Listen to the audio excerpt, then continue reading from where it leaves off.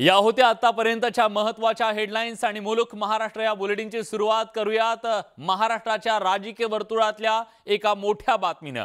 बातमी आहे 2017 मध्ये महाराष्ट्रात एक नवं समीकरण उदयाला येणार होतं आणि फसलेलं हे त्रिकूट आहे त्याच्याबद्दलचा मोठा गौप्यस्फोट झालाय। भाजप, शिवसेना आणि राष्ट्रवादी काँग्रेस या तीन पक्षांचं मिळून सरकार स्थापन करण्याच्या हालचाली या 2017 मध्ये झाल्याचा गौप्यस्फोट भाजपचे नेते आशिष शेलार यांनी केलाय।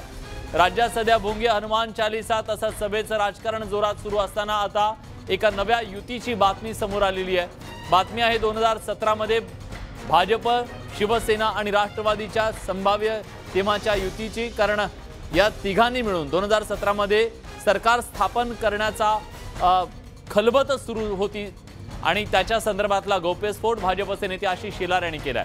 राज्याचं वातावरण पूर्णपणे या गौप्यस्फोटानं ढवळून निघालंय। फडणवीस आणि अजित पवार यांच्या पहाटेच्या शपथविधीच्या आधी ही युती होणार होती असा गौप्यस्फोट केल्यानं एकच खळबळ उडाली आहे। राज्याच्या राजकारणात त्याच्यामुळे चर्चांना एकच उधाण आलंय। शेलार यांच्या गौप्यस्फोटामुळे राज्यातलं राजकारण पुन्हा एकदा ढवळून निघालंय। तीन पक्षाच्या सरकारला राष्ट्रवादीनं विरोध केला होता, मात्र आता तीच राष्ट्रवादी सत्तेसाठी शिवसेनेसोबत कशी गेली असा सवाल त्यांनी उपस्थित केलेला आहे। 2017 मध्ये भाजप सोबत शिवसेना होती, पण शिवसेनेच्या सततच्या कुरबुरी, खिशातले राजीनामे आणि त्याचबरोबर सतत भाजपवर, सरकारवर केली जाणारी टीका याच्यामुळे भाजप ही वैतागलेली होती आणि त्यामुळे त्यांनी राष्ट्रवादीला जवळ करण्याचा प्रयत्न केलेला होता। राष्ट्रवादीला तशी ऑफर दिलेली होती आणि राष्ट्रवादीनं सुद्धा त्याला सकारात्मक प्रतिसाद दिला आणि अगदी त्याच्या संदर्भातले पालकमंत्र्यांची सुद्धा नावं ठरलेली होती। पण ऐन वेळेला शिवसेनेसोबत आपण कधी जाऊ शकत नाही अशी भूमिका राष्ट्रवादी काँग्रेसने घेतली, त्यामुळे तेव्हाची ती संभाव्य जी युती होती ती मात्र फिसकटली, ती चर्चा फिसकटली अशी एक मोठ्या प्रकारची बाब आज समोर आलेली आहे आणि त्याच्याबद्दलचा गौप्यस्फोट आशिष शेलार यांनी केलाय।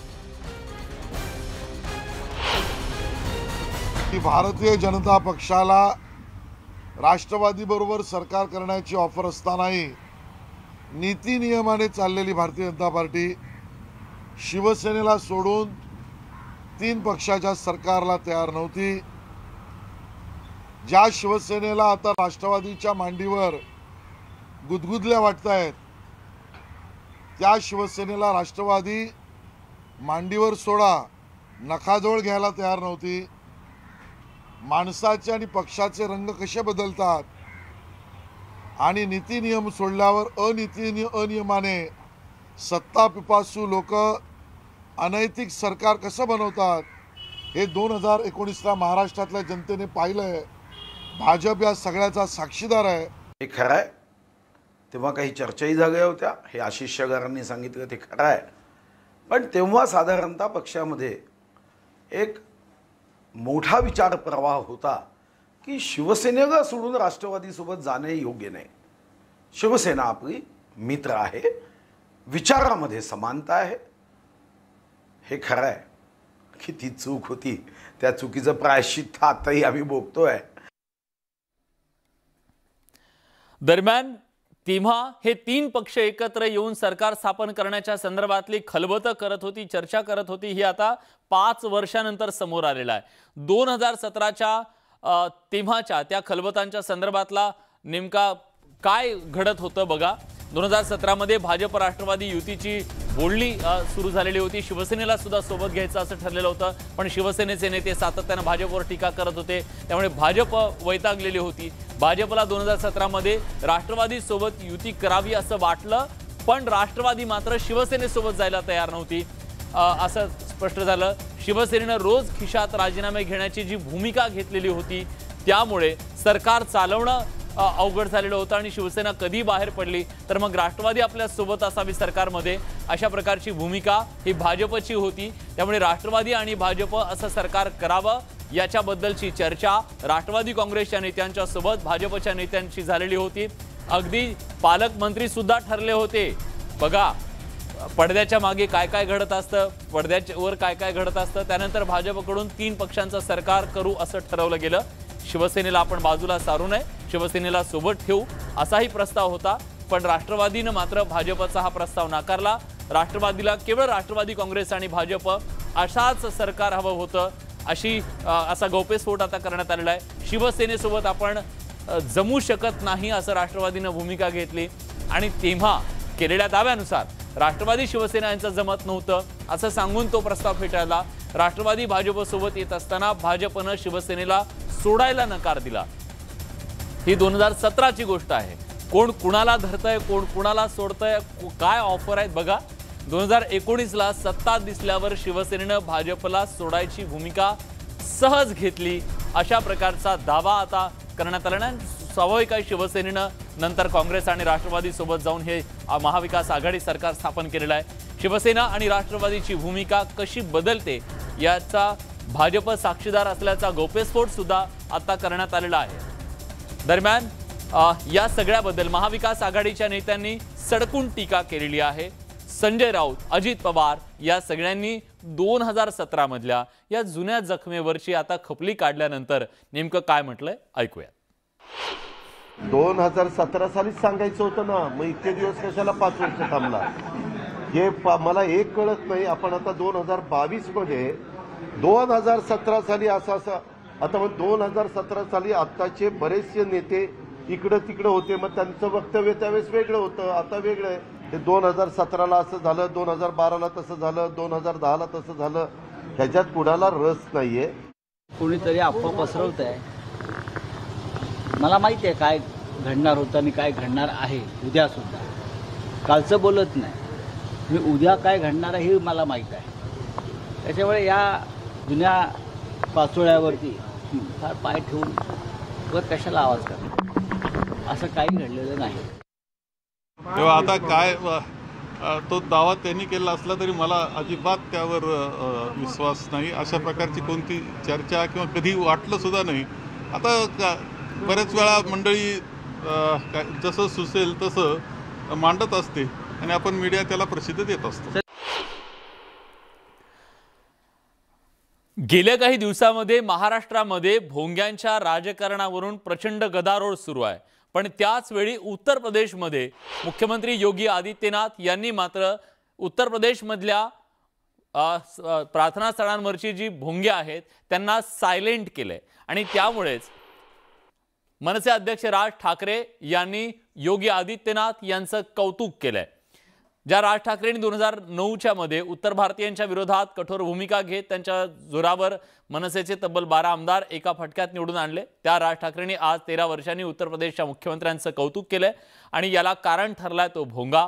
उत्तर प्रदेशमध्ये योगी आदित्यनाथ यांनी धार्मिक स्थळांवरचे भोंगे उतरवण्याचा निर्णय घेतल्यानंतर मनसे अध्यक्ष राज ठाकरेंनी योगी आदित्यनाथ यांचं मनसे कौतुक केलंय।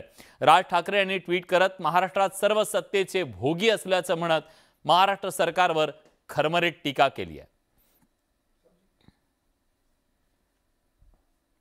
ते भाजपवर टीका करत नाही, ते शिवसेनेवर, काँग्रेसवर आणि राष्ट्रवादी काँग्रेसवर ह्यांच्यावरच टीका करतात। आताचा अजेंडा सन्माननीय राज ठाकरे साहेबांचा तो दिसतोय, मात्र लोकसभेला त्यांचा अजेंडा वेगळा होता। त्यावेळेस ते भाजपलाच त्यांनी टार्गेट केलेलं होतं, ही वस्तुस्थिती सगळ्यांना मान्यच करावी लागेल। त्यावेळेस त्यांनी काँग्रेसला आणि राष्ट्रवादीला टीका केली नव्हती, उलट आघाडीच्या उमेदवारांच्या डायरेक्ट नाही पण इनडायरेक्ट ते प्रचार सभा घेतल्या जात होत्या आणि त्याच्यामध्ये ते बोलत होते। त्यांनी काय ट्विट केलं याच्यावर बोलणार नाही, पण एक सत्य परिस्थिती आहे। परवा जी आमची बैठक झाली त्याच्यात सुप्रीम कोर्टाचे जे आदेश आहेत आणि त्याच्याच अनुषंगाने जे 2015 ते 17 मध्ये GR काढले गेलेत मागच्या सरकारमध्ये त्याचं पालन आता होत आहे। आपल्याकडे वेगळे वेगळे विषय आहेत, ह्या प्रत्येक धर्माचे जे काही कार्यक्रम असतात, मग आपल्याकडे काकड आरती आहे, आपल्याकडे वेगळे वेगळे जे चालतात त्याच्यावर कुठेही निर्बंध येऊ नये ह्याची काळजी घेऊनच ह्या भोंग्यांच्या विषयावर आपल्याला पुढे काम करायला लागेल। कारण काही सणवार असतात, काही लग्न असतात, ह्या सगळ्या गोष्टींच्यावर कुठेही निर्बंध येऊ नयेत। आत्ताच कोविडचा काळ थोडा मागे पडलेला आहे, पुन्हा एकदा आकडे वाढत आहेत। मास्क घालण्याचं पण काल मुख्यमंत्री महोदयांनी सांगितलं, पण हे सगळं होत असताना जिथे लोकांमध्ये थोडं उत्साहाचं वातावरण आहे कुठेही त्याच्यावर गाळबोट लागू नये याची आमची काळजी घेणं गरजेचं आहे। कद्रूपणा सरकारने त्या ठिकाणी केलेला आहे। की त्याच्यामध्ये अनेक अटी शर्ती निर्बंध घातलेले आहेत आणि अशा प्रकारे आपल्याला कोणाच्या विचार स्वातंत्र्यावर गदा आणता येत नाही। लोकशाहीने आपल्याला अभिव्यक्ती स्वातंत्र्य दिलेलं आहे, हे मुस्कटदाबी योग्य नाही आणि मलाही वाटतं की राज ठाकरे साहेब अशा चौकटीत कधी भाषण करत नाहीत। त्यांना जे विचार मांडायचे असतील ते सडेतोड मांडतील यावर आमचा विश्वास आहे। दरम्यान या सगळ्या वादंगामध्ये अमृता फडणवीस यांनी सुद्धा ट्विटरच्या माध्यमातून आपली भूमिका मांडली आहे आणि राज ठाकरेंचीच री ओढल्याचं दिसतंय। त्यांनी पुन्हा एकदा योगी आदित्यनाथ यांचं कौतुक केलेलं आहे। ये भोगी कुछ तो सीख हमारे योगी जी से असं म्हणत त्यांनी हे ट्विट केलंय आणि राज्य सरकारवर पुन्हा एकदा प्रहार केलाय।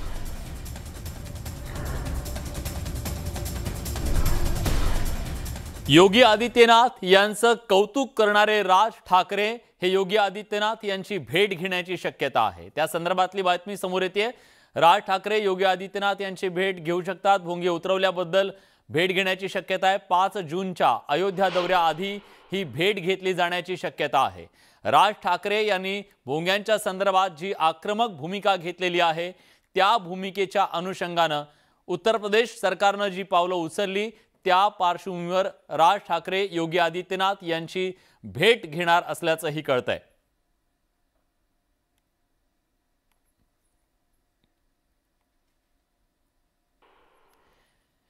1 मे हा महाराष्ट्र दिन। या महाराष्ट्र दिनाचे वेगवेगळे कार्यक्रम असतात, पण या वर्षीचा 1 मे महाराष्ट्र दिन हा सभा दिन ठरणार आहे।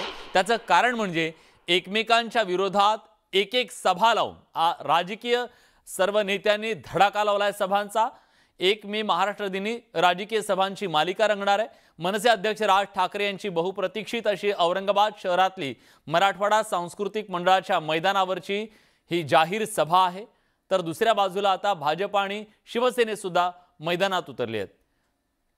पोलिसांकडून औरंगाबाद मधल्या सभेला अजून परवानगी मिळाली नसली तर शिवसेना 1 मे रोजी युवा पदाधिकाऱ्यांचा मेळावा घेणार आहे। या मेळाव्याला सुभाष देसाई उपस्थित राहणार आहेत। भाजपही मुंबईतल्या सोमय्या मैदानावर जाहीर सभा घेणार आहे। 1 मे रोजी बूस्टर सभा होणार असून भाजप कार्यकर्त्यांसाठी हा बूस्टर तर शिवसेनेसाठी डोस असणार असल्याची टीका आशिष शेलार यांनी केली।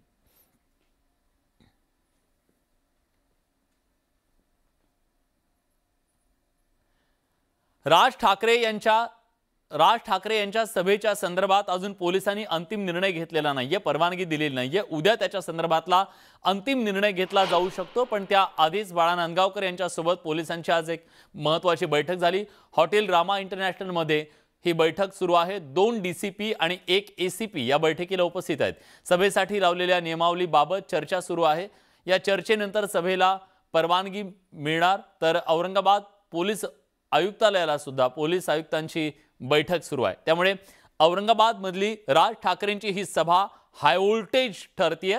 अतिशय चर्चेत आहे ही सभा आणि मराठवाड्याची राजधानी असलेलं औरंगाबाद जे धार्मिक दृष्ट्या सुद्धा संवेदनशील मानलं जातं, त्यामुळे पोलीस सुद्धा अतिशय सगळ्या गोष्टी पारखून कायदा आणि सुव्यवस्था निर्माण होणार नाही याची पूर्ण काळजी घेऊन पोलीस याबद्दलचा निर्णय घेत आहेत असं दिसतंय। अटी आणि शर्थींचा सुद्धा यात समावेश असणार आहे। मनसेची ही सभा अगदी जंगी करायची हा चंग बांधलेला आहे मनसेच्या कार्यकर्त्यांनी।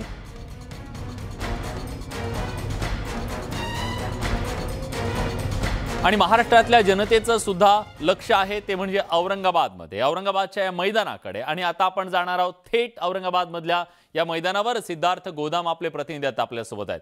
सिद्धार्थ, अतिशय हाय व्होल्टेज अशी ही सभा होऊ शकते। संपूर्ण महाराष्ट्राचं लक्ष या सभेकडे आहे, त्यामुळे पोलीस सुद्धा अतिशय बारकाईनं आणि प्रत्येक पाऊल सावधानतेने टाकतायत असं मानायचं का?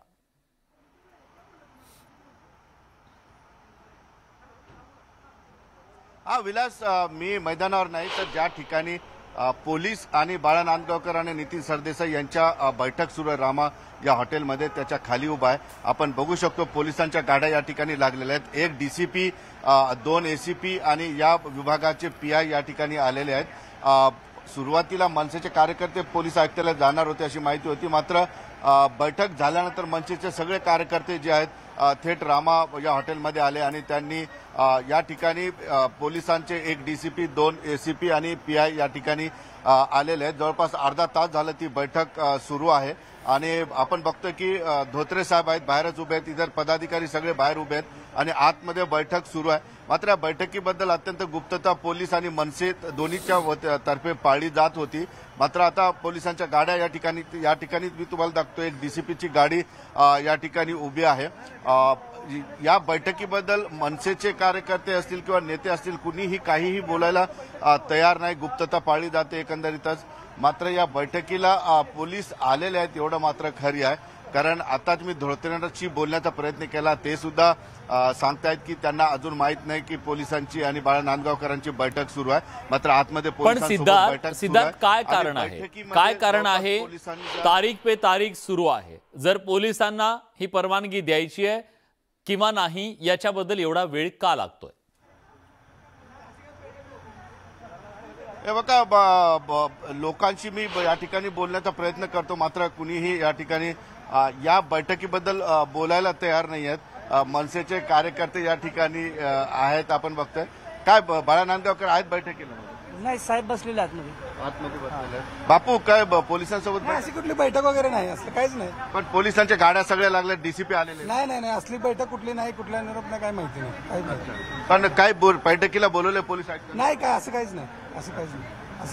फक्त विलास की कुठल्याही पद्धतीची माहिती पोलीस अधिकारी किंवा आपण बघतोय पोलीस अधिकारी चाललेले आहेत, महिला अधिकारी या ठिकाणी बैठक सुरू आहे, मात्र माहित नाही मनसेचे कार्यकर्ते आणि नेते का असं सांगतायत की बैठक सुरू नाही, बैठक सुरू आहे।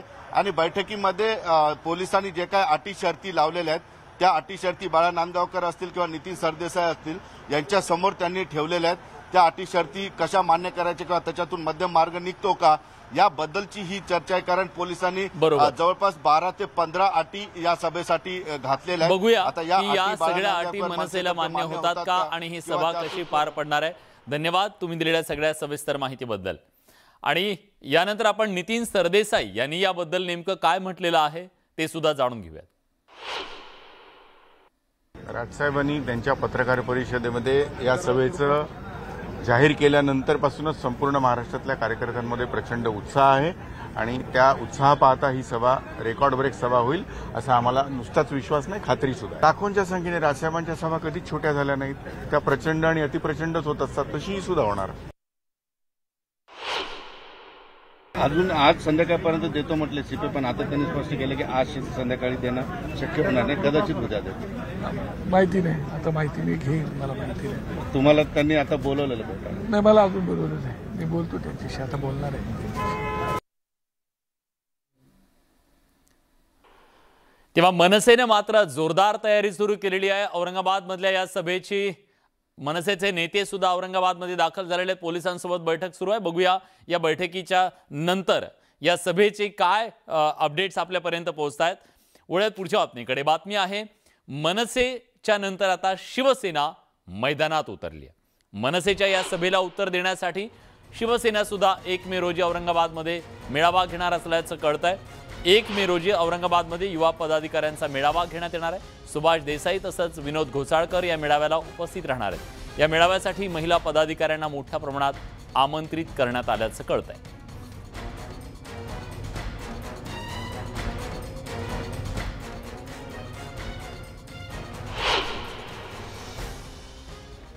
एका बाजूला राज ठाकरे मैदानात उतरले, मग शिवसेनेचे नेते मैदानात उतरले, आता दोघं मैदानात म्हटल्यानंतर मग भाजप मागे कसं राहणार? भाजपनं सुद्धा आता जोरदार तयारी सुरू केली। 1 मे रोजी महाराष्ट्र दिनी सभा घेण्याची आणि त्यांनी मुंबईमध्ये सोमय्या मैदानात ही जाहीर सभा घेण्याचा निर्धार व्यक्त केला। 1 मे रोजी बूस्टर सभा होणार असून भाजप कार्यकर्त्यांसाठी हा बूस्टर तर शिवसेनेसाठी डोस असणार आहे असा टोला भाजपचे नेते आशिष शेलार यांनी लगावलाय। आम्हाला परवानगी मिळते की नाही माहीत नाही, पण आम्ही अजून या बूस्टर देणार असं सुद्धा त्यांनी टोला लगावलेला आहे। त्यामुळे 1 मेच्या दिवशी महाराष्ट्रामध्ये प्रामुख्याने 3 सभा होतील आणि या सभांचा जो धडाका लावलेला आहे राजकीय पक्षांनी, राजकीय मोठी उलथापाल होणार आहे का पुढच्या काही काळामध्ये त्याचे हे संकेत आहेत का, असे अनेक प्रश्न निर्माण होतात. भारतीय जनता पक्षाने एवढा मोठा आणि अतिशय रंगाने भरलेला मुंबई महाराष्ट्राची मुंबईकरांची संस्कृती विशद केलेला सांस्कृतिक कार्यक्रम सोहळा 1 मेला महाराष्ट्र दिन कामगार दिन साजरा करताना करायचं योजलेलं आहे. आणि बरोबरीने मुंबईतील शक्ती केंद्र प्रमुख, बूथ प्रमुख या रूपानं हजारो कार्यकर्ते भाजपची ही सभा होतीये. तर तिकडे आपण औरंगाबादमध्ये जाऊया. मनसेच्या सभेच्या संदर्भात पोलीस बोलतायत.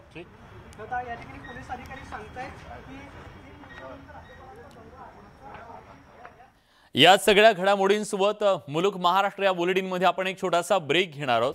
ब्रेकनंतर आपल्याला जाणून घ्यायच्यात महाराष्ट्रातल्या गावोगावच्या सर्व महत्त्वाच्या घडामोडी आणि त्यांचा वेगवान आढावा. कुठे जाऊ नका, पहा फक्त न्यूज 18 लोकमत. यानंतर आपण एक अतिशय धक्कादायक बातमी बघणार आहोत. बातमी आहे धुळ्यातून.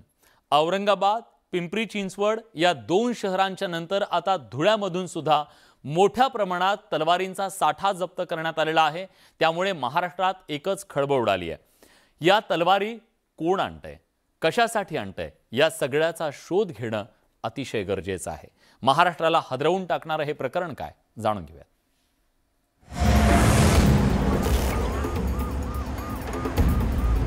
मुंबई आग्रा महामार्गावर एका संशयित स्कॉर्पिओचा पोलिसांनी पाठलाग केला. तब्बल 2 किलोमीटर सिने स्टाईल पाठलाग केल्यानंतर पोलिसांना या स्कॉर्पिओमध्ये जे सापडलं ते बघून त्यांनाही मोठा धक्का बसला. पोलिसांच्या पथकानं तब्बल 89 तलवारी आणि खंजीर जप्त केलेत. धुळ्यात तलवारीचा एवढा मोठा साठा जप्त होण्याची ही पहिलीच वेळ आहे. या प्रकरणी जालना इथे 4 जणांना पोलिसांनी ताब्यात घेतलंय. गाडीमध्ये जवळपास 89 तलवारी आणि 1 खंजीर अशी 90 हत्यारं मिळून आलेली आहेत. ती सर्व हत्यारं आता सोनगिरी पोलिसांनी जप्त केलेली आहेत. आरोपींना आता त्याच्यात अटक केलेली आहे आणि आता तपासात हे आरोपी कुठल्या कामासाठी त्यांनी ती हत्यारं घेतली होती त्याबाबत आता चौकशी सुरू आहे. या तलवारी नेमक्या कोणाकडून घेण्यात आल्या आणि जालना इथे कशासाठी नेल्या जात होत्या याचा आता धुळे पोलीस तपास करतायत. या कारवाईत पोलिसांनी तब्बल 7,13,000 रुपयांचा मुद्देमालही हस्तगत केला आहे. या शस्त्रांवरून भाजपचे नेते राम कदम यांनी ठाकरे सरकार आणि काँग्रेसवर निशाणा साधलाय. महाराष्ट्रात दंगली घडवण्याचं कारस्थान कोण रचतंय असा प्रश्नही त्यांनी उपस्थित केला. ज्या राजस्थानमध्ये काँग्रेसचं सरकार आहे त्या राजस्थानवरून या तलवारी जालनामध्ये चालल्या होत्या. आता या जालनामध्ये 90 तलवारीचं काय काम, कोणाला या तलवारी घेऊन कोणाला मारायचंय, कोणाला दंगली करायच्या. ज्या ठिकाणी काँग्रेसचं सरकार आहे तिथूनही शस्त्र येतात. म्हणजे हा योगायोग आहे काय, हे ठरवून केलेलं षडयंत्र आहे. मात्र राम कदम यांच्या आरोपांवर काँग्रेसनं जोरदार प्रत्युत्तर दिलंय. दंगलीचा फायदा नेमका कोणाला होतो असा प्रतिप्रश्न काँग्रेसनं केलाय. धुळ्यामध्ये ज्या 90 तलवारी सापडल्या ती पोलिसांनी कारवाई केल्या म्हणून सापडल्या. पण भाजपचे लोक असं बोलतात आहे जसं महाराष्ट्रामध्ये महाविकास आघाडीला दंगली घडवून आणायची आहे. गेल्या 30 वर्षाचा जर इतिहास पाहिला तर दंगलीचा फायदा कोणाला होतो, दंगली घडल्या पाहिजे म्हणून प्रक्षोभक विधानं कोण करतं आणि तसं वातावरण निर्माण कोण करतं या सगळ्या महाराष्ट्राला माहिती आहे. तर सातत्यानं गुजरातच्या पोर्टवरनं जे हेरोईन आणि गांजा ड्रग्ज येत आहेत तो आहे, त्याची चर्चा का होत नाही. यूपीमध्ये एका विद्यापीठात 50 विद्यार्थी बॉम्ब बनवतात आणि ते पकडले जातात, त्या बातम्या दाबल्या जातात. यापूर्वी संवेदनशील शहर म्हणून ओळखल्या जाणाऱ्या औरंगाबाद आणि पिंपरीमध्ये कुरिअर मार्फत आलेल्या तलवारी जप्त करण्यात आल्या होत्या. धुळ्यातल्या आरोपींच्याकडे आढळलेल्या तलवारी राजस्थानमधल्या चित्तोडगड इथून खरेदी केल्याचा संशय आहे. या सर्व तलवारी जालना इथे घेऊन जात असल्याचा पोलिसांना संशय आहे. मात्र जालना शहरात एवढ्या तलवारींचा साठा कशासाठी नेण्यात येत होता असा गंभीर प्रश्न सुरक्षा यंत्रणेसमोर उभा राहिला आहे. धुळ्याहून दीपक बोरसेसह ब्युरो रिपोर्ट, न्यूज 18 लोकमत. खासदार नवनीत राणा यांनी पोलिसांनी आपल्याला कोठडीत कशा प्रकारे अन्यायाची वागणूक दिली, आपल्यावर अन्याय केला याच्याबद्दलचे अनेक आरोप लावले. पण त्यांच्या या आरोपांवर राज्य सरकारनं अहवाल तयार केलाय आणि हा अहवाल न्यूज 18 लोकमतच्या हाती लागलाय. या अहवालात CCTV फुटेजचा समावेश आहे. तसंच राणांना मागणीप्रमाणे जेवण आणि पाणी देण्यात आल्याचं या अहवालात नमूद करण्यात आलं. आवडीनुसार जेवण आणि 2 वेळा नाश्ता दिला असंही या अहवालात नमूद करण्यात आलंय. तसंच जातीवाचक शब्दांचा वापर केला नसल्याचंही या अहवालात नमूद करण्यात आलंय. कायद्यानुसार कारवाई केल्याचं सुद्धा पोलिसांनी सांगितलं. हा संपूर्ण अहवाल न्यूज 18 लोकमतच्या हाती लागला.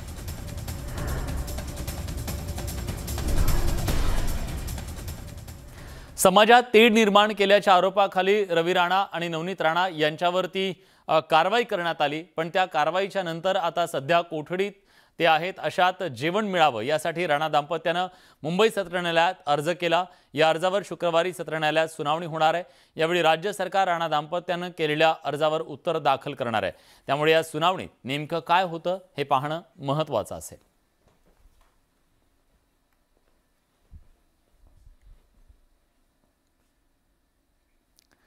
दरम्यान शिवसेनेचे खासदार संजय राऊत यांनी विविध मुद्द्यांवरती विरोधकांवर जोरदार टीका केली आहे. यावेळी त्यांनी कोरोनाबाबत झालेल्या बैठकीवरून पंतप्रधानांवर निशाणा साधलाय. तर लकडावाला सोबतच्या महाविकास आघाडी नेत्यांच्या फोटोवरून विरोधकांवर पलटवार केलाय. नेमकं राऊत काय म्हणालेत ऐकूयात. जास्त तारा छेडलेल्या आहेत आणि ममता बॅनर्जी असतील, माननीय उद्धव ठाकरे असतील, के.सी. चंद्रशेखर राव असतील, यांची वक्तव्य आपण पाहिल्यावरती कळेल की तो एकतर्फी संवाद होता आणि बिगर भाजपा शासित राज्य आहे त्या मुख्यमंत्र्यांना टोमणे मारण्याचं काम जास्त झालं. प्रधानमंत्र्यांकडून ही अपेक्षा नाही. आणि काल व्हॅट संदर्भात सुद्धा जो विषय झाला, इंधन दरवाढी संदर्भात, तो विषय अनावश्यक होता असं सगळ्याच मुख्यमंत्र्यांचं म्हणणं आहे बिगर भाजपा शासित. मला कोणी आरोप केले माहीत नाहीये. महायुतीच्या नेत्यांचे अनेक असतील ना. प्रश्न कोणाबरोबर कोणाचे फोटो आहेत हा नसून संबंधित व्यक्तीबरोबर ज्याला ईडीने अटक केली होती 200 कोटीच्या मनी लॉन्ड्रिंग प्रकरणात, त्याच्याशी कोणाचे व्यवहार झालेले आहेत आणि त्यांना ईडीने चौकशीसाठी का बोलवलं नाही हा प्रश्न आहे. तपास कोणाचे कोणाबरोबर फोटो आहेत हा नसून आर्थिक व्यवहार कोणी केले मनी लॉन्ड्रिंगच्या आरोपाखाली अटकेत असलेल्या व्यक्तीबरोबर, या प्रश्नाचं उत्तर या लोकांनी द्यायला पाहिजे. पण सत्य बोललं की त्याच्यापासून पळ काढायचा, भूमिगत व्हायचं आणि दुसऱ्या विषयावरती लोकांना गुमराह करायचं, हे यांचं धोरण आहे. यानंतर बातमी आहे सरसंघचालक मोहन भागवत यांनी केलेल्या एका वक्तव्याची.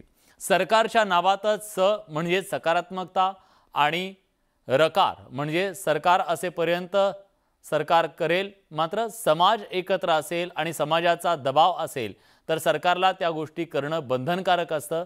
मग ते सरकार कोणतंही असो, सरकारला समाजाच्या सोबत राहावं लागतं.